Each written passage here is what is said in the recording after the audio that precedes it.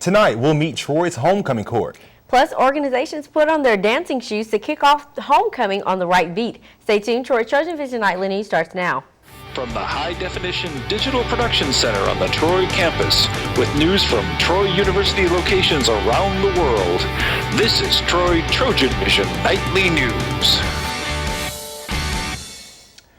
Hello and welcome to Troy TrojanVision Nightly News for September 30th, 2013. I'm Jamarlo Phillips. And I'm Christina Cook. Thank you for joining us this evening. Today officially kicks off homecoming week, and this year's homecoming theme is all about being a hero. And today, Troy students had the chance to be someone else's hero. Courtney Addison shows us how.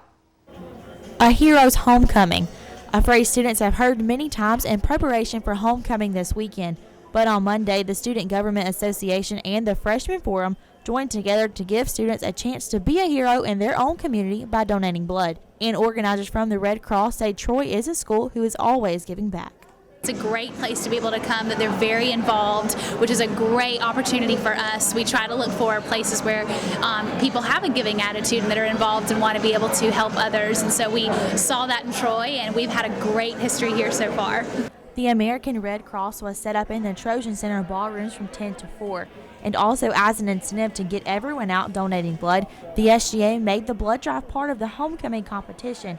Each organization had to have at least 14% of their organization in order to get full points. Many people might be scared to give blood, but Red Cross officials say this is a time to be selfless and give back.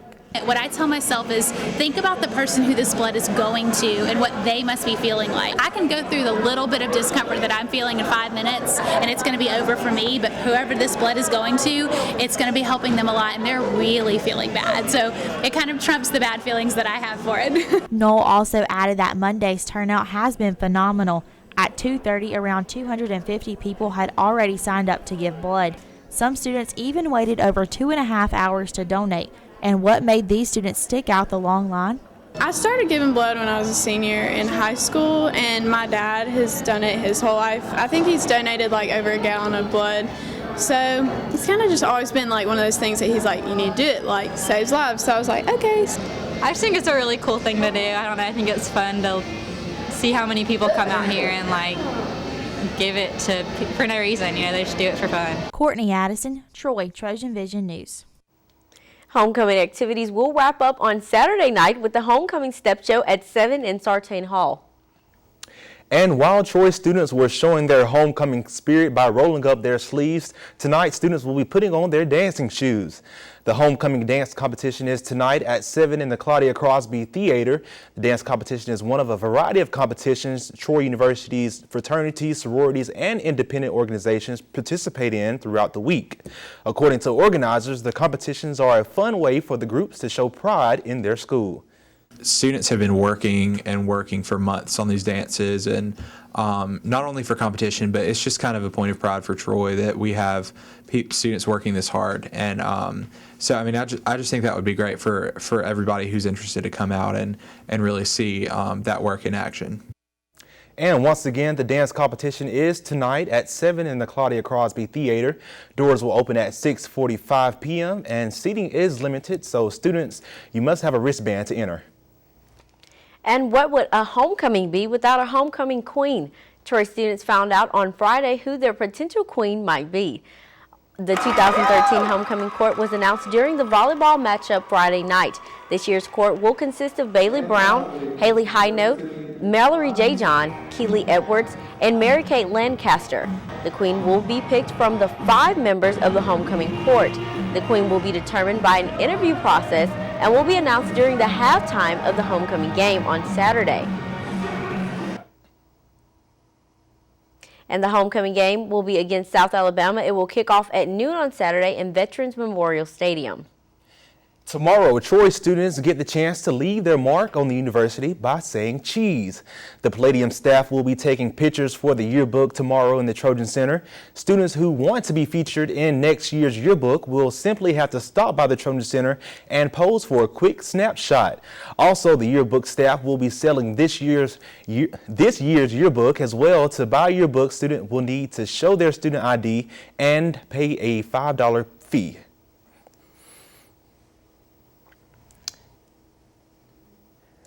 The yearbook pictures will be taken from 9 to 5 in the Trojan Center. And now taking a look at news from around the state. Tuskegee Police and Alabama Bureau of Investigation are searching for the suspect who fatally shot a Tuskegee University student at a block party. Authorities say 21-year-old Bobby Smith of Mableton, Georgia, was shot in the back Friday and was later pronounced dead at the local hospital. A rattlesnake bite proved deadly for a Northeast Alabama man, which experts say is very rare. The Anniston Star reports that 53-year-old Daniel F. Mitchell was bitten by a rattlesnake September 20th in Salem, which is near the Georgia state line. He died in a hospital on Tuesday, 4 days after the bite. Piedmont Rescue Squad Chief Philip Winkles said Mitchell went into cardiac arrest during an ambulance ride to the hospital the day he was bitten. Winkles said Mitchell was giving anti-venom and resuscitated, but he was unresponsive. Anti-abortion activists are demonstrating outside abortion clinics in 5 Alabama cities as a part of an international protest effort. Alabama.com reports the 40 Days for Life campaign began Wednesday and is set to run through November 3rd. It includes demonstrations outside clinics in Birmingham, Huntsville, Mobile, Tuscaloosa, and Montgomery. And still to come on TrojanVision Nightly News, it was a busy sports weekend with lots of action around Troy's campus. Danielle Percival will have all the details coming up in sports. And now Danielle Percival joins us with a look at sports. So Danielle, I know the football team traveled down to North Carolina this weekend, but it seems like we had a lot of Trojan sports that took place this weekend on campus. Well, that's right, Christina. Both soccer and volleyball were in action on campus getting their conference schedule started, so we've got to look at all those coming up here in sports. The Trojan football team was on the final stop of a 3-game road trip on Saturday as they battled the Duke Blue Devils. Though it was a close contest, the Trojans came up just short. The Trojans were in it until the end, but it was the Duke Blue Devils who came away with a victory Saturday, 38-31.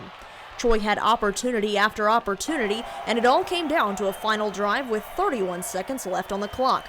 But a final heave to the end zone as time expired ended with the Trojans' only turnover of the game. You know, it's so frustrating because we even as bad as we played sometimes during the course of the game, we were so close to winning the games. It was a matchup that featured 2 explosive offenses that accounted for over 500 yards each. But the difference in the game was the Trojans' inability to finish drives. And that's something quarterback Corey Robinson knows the offense has to focus on. You shoot to score on every drive from an offensive standpoint, which is all I can speak for because that's all I play. So we were just going to shoot to score more points.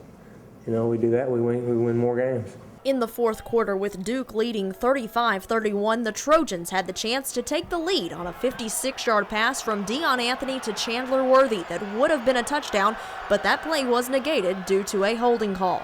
So that wouldn't have ended the game. That would have put us up, though.